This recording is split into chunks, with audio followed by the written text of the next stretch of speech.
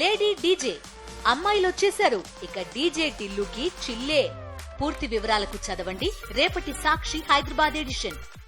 108 ఉద్యోగుల సమ్మె ప్రకటనతో దిగొచ్చింది కూటమి ప్రభుత్వం. రేపు మధ్యాహ్నం 1 గంటకు చర్చలకు రావాలంటూ యూనియన్ నాయకులకు పిలుపునిచ్చింది. దీంతో ఇవాళ అర్ధరాత్రి తలపెట్టనున్న సమ్మెను తాత్కాలికంగా వాయిదా వేసుకున్నారు 108 ఉద్యోగులు.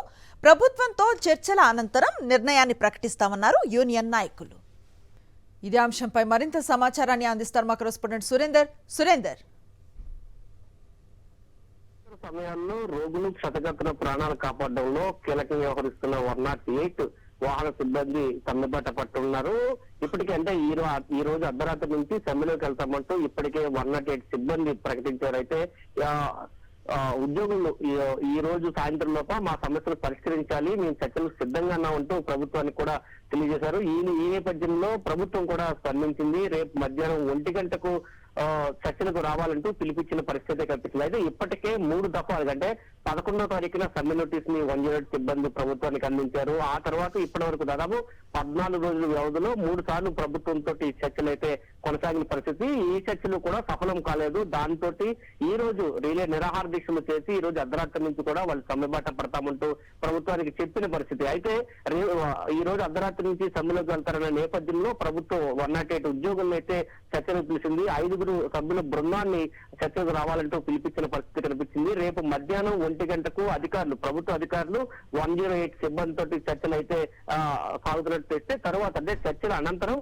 తమ సమ్మెపై ఒక నిర్ణయానికి అయితే 108 సిబ్బంది రానున్నట్టయితే తెలుస్తుంది. ప్రస్తుతానికి సమ్మెను తాత్కాలికంగా వాయిదా వేసినట్టయితే మనకు తెలుస్తుంది. రేపు మధ్యాహ్నం 1 గంట తరువాత ప్రభుత్వంతో చర్చలు సఫలమా విఫలమా అనే దాన్ని బట్టి 108 సిబ్బంది సమ్మెకు వెళ్తారా లేదా అనేది అయితే ప్రధానంగా ఉంది. ఇప్పటికే 15 డిమాండ్స్ ని ప్రభుత్వం ముందు 108 సిబ్బంది అయితే పెట్టిన పరిస్థితి. ప్రధానంగా కార్పొరేట్ కంపెనీలు ఏవైతే ఉన్నాయో ఆ కంపెనీలు కాకుండా 108 ని వైద్య ఆరోగ్య శాఖలోనే కొనసాగించాలంటూ వాళ్ళ ప్రధాన డిమాండ్ అయితే పెట్టారు. మరొక పక్క ఉద్యోగ భద్రత కావాలంటూ వాళ్ళు కోరుతున్న పరిస్థితి. మరొక ఆర్టీసీ గానీ లేదా వైద్య ఆరోగ్య శాఖలు ఏవైతే ఖాళీలు ఉన్నాయో ఆ ఖాళీల్లో 108 సిబ్బందికి వెయిటేజ్ ఇవ్వాలంటూ కూడా వాళ్ళు కోరుతున్నారు. ప్రధానంగా పని గంటలకు సంబంధించి అన్ని డిపార్ట్మెంట్లు 8 గంటల పని విధానం నడుస్తుంటే మాకు మాత్రం 12 గంటల పని విధానం అయితే అమలవుతుంది. ఖచ్చితంగా మేము ఎక్కువ నష్టపోతున్నాము, ఖచ్చితంగా 8 గంటల పని విధానాన్ని అమలు చేయాలంటూ వాళ్ళు చెప్తున్న పరిస్థితి.